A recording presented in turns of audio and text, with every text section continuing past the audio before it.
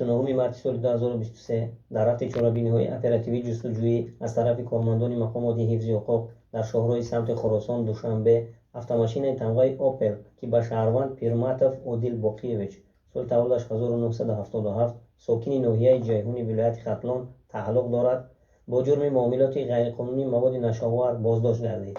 ҳангоми аз назаргузаронии автомошинаи шаҳрванд Пирматов Одил аз дохили он 10 адад бастаи селофани рангашон зард бо маводи мухаддир дарёфт ва мусодира карда шуд.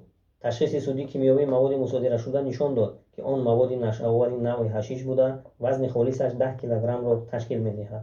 дар рафти чорабиниҳои оперативии тафтишотӣ муайян карда шуд, ки ин миқдор маводи нашоавар аз тарафи гурӯҳи муташаккили трансмиллии нашъаҷалоб аз ҳудуди ҷумҳурии исломии Афғонистон ба тариқи қочоқ ба ҳудуди ҷумҳурии Тоҷикистон ворид карда шудааст.